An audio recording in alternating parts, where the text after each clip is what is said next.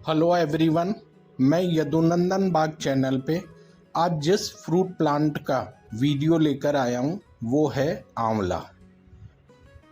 अभी आंवले की फ्रूटिंग का सीज़न चालू हो चुका है। अगर मैं बात करूँ आयुर्वेद के हिसाब से तो आयुर्वेद में इस फल को अमृत फल का नाम दिया गया है। जैसा कि मैंने टाइटल में मेंशन किया है, थंबनेल में मेंशन किया है कि इस फल को आप ताज़ा भी खा सकते हैं, सूखा भी खा सकते हैं। ये आपकी हेल्थ के लिए बहुत बेनिफिशियल है। इसके ताज़ा फल का जो स्वाद होता है वो थोड़ा कसेला, कड़वा और खट्टा होता है। इसी वजह से ताज़ा फल को खाना जनरली अवॉइड करते हैं, क्योंकि हर कोई इस फल को खा नहीं पाता है। तो इसके फल को इंटेक करने के कई तरह के दूसरे यूजेस हैं। जैसे च्यवनप्राश में ये यूज़ होता है, आप जूस के रूप में इसे ले सकते हैं, कैंडीज़ के रूप में इसे ले सकते हैं, और सबसे ज़्यादा जो प्रचलित है ये फ्रूट, ये है मुरब्बे के रूप में। मुरब्बे के रूप में इसे बहुत खाया जाता है। कई तरह के मिनरल्स इसमें पाए जाते हैं, बट सबसे ज़्यादा जो विटामिन सी है उसका सोर्स है ये फल। इसके एक फल में आपको इतना विटामिन सी मिलता है जो आप ऑरेंज या मौसमी करीब 3 फल खाने पे आप ले सकते हैं। अगर मैं बात करूं वास्तु के हिसाब से तो वास्तु में भी इस पौधे को या इस ट्री को बड़ा ही शुभ माना गया है। अगर आप अपने घर आंगन में नॉर्थ से लेके ईस्ट डायरेक्शन में इस पौधे को लगाते हैं तो ये बड़ा ही शुभ माना गया है। धार्मिक मान्यताओं के अनुसार भी ये पवित्र पौधा है। श्री हरि का इस पे वास होता है। और जो साल में आंवला नवमी तिथि आती है तो कई इलाकों में या कई प्रांतों में इसकी पूजा भी की जाती है। तो अगर आप देखेंगे ये हेल्थ के लिए भी बहुत बेनिफिशियल है, धार्मिक महत्व भी है इस पौधे का। तो ये पौधा किसी भी तरह की ज़मीन में लगाया जा सकता है। बस आपको इतना सा ध्यान रखना है कि आपके पानी की निकासी बहुत बढ़िया हो।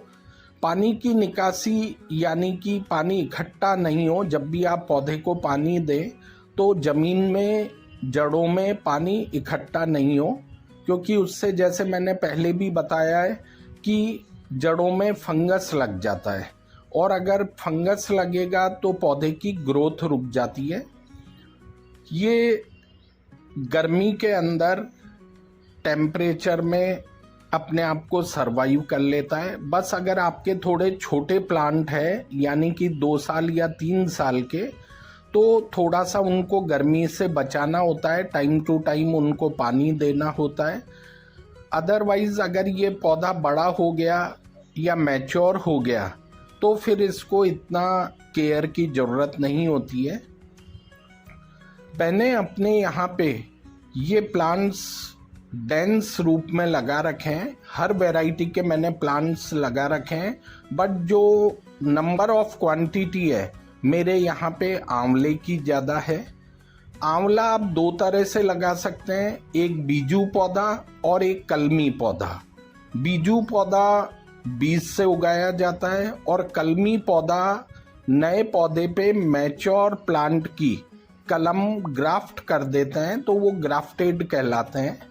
अगर मैं मेरे यहाँ पे फ्रूट्स की बात करूँ तो करीब 6 साल बाद, चाहे बीजू पौधा हो या कलमी पौधा हो, दोनों तरह के पौधे मैंने लगा रखे हैं, तो 6 से 7 साल के बाद इनकी फ्रूटिंग अच्छी आने लगी, क्वालिटी आने लगी और क्वांटम भी आने लगा।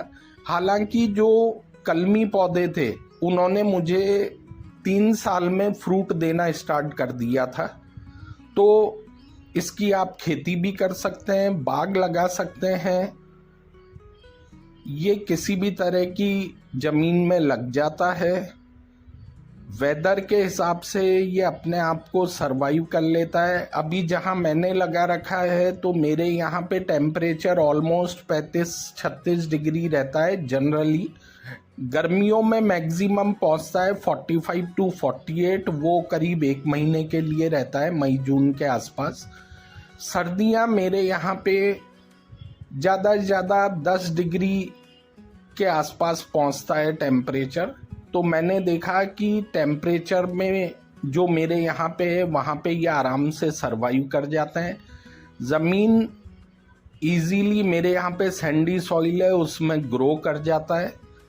तो आप इसको लगा सकते हैं। जो मेरे किसान भाई है वो इसकी बागवानी कर सकते हैं, और ये ताज़ा भी कई तरह से काम में आता है, और उसके बाद सूखने के बाद इसको पाउडर फॉर्म में भी आप यूज़ में ले सकते हैं। यानी हर फॉर्म में ये आपकी हेल्थ को बहुत फ़ायदा पहुंचाता है। और अगर कमर्शियली भी आप इसकी खेती करना चाहते हैं तो कमर्शियली भी ये बहुत अच्छा है।